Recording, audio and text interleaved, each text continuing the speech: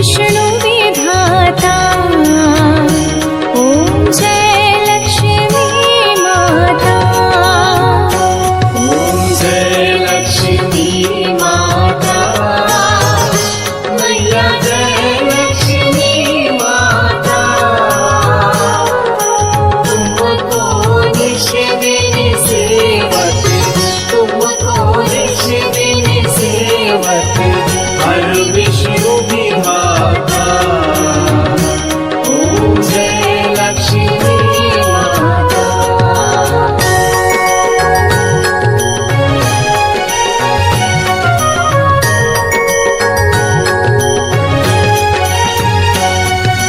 उमा रमा ब्रह्माणि तुम ही जगमाता। मैया तुम ही जगमाता। सूर्य चंद्रमा धावत, सूर्य चंद्रमा धावत, नारद ऋषि गाता। ओम जय लक्ष्मी माता। ओम जय लक्ष्मी माता। मैया जय लक्ष्मी माता। तुमको निश दिन सेवक, तुमको निश दिन सेवक, हर विष्णु विधाता। ओम जय लक्ष्मी माता।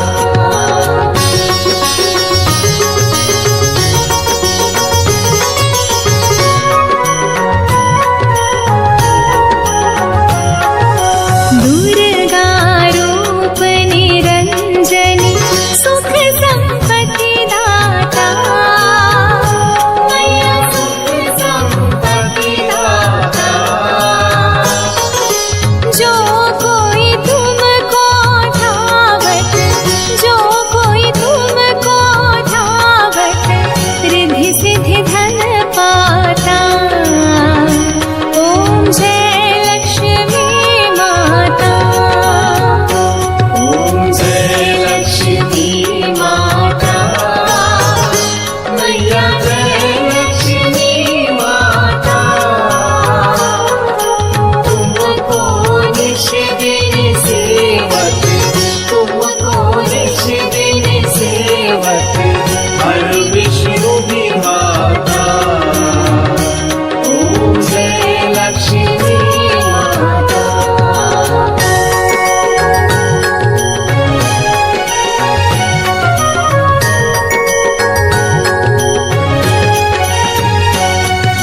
तुम पाताल निवासिनी, तुम ही शुभदाता।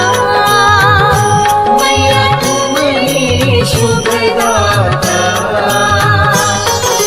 कर्म प्रभाव प्रकाशिनी, कर्म प्रभाव प्रकाशिनी, भवनिधि की त्राता। ओम जय लक्ष्मी माता।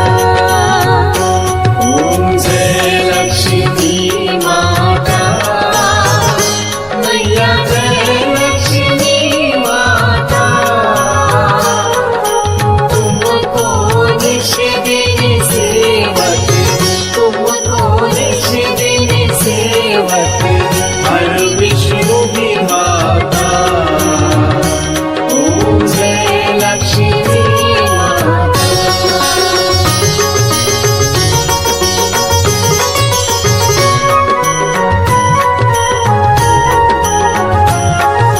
जिस घर में तुम रहते, सब सद्गुण आता। मैया सब सद्गुण आता। सब संभव हो जाता, सब संभव हो जाता, मन नहीं घबराता। ओम जय लक्ष्मी माता।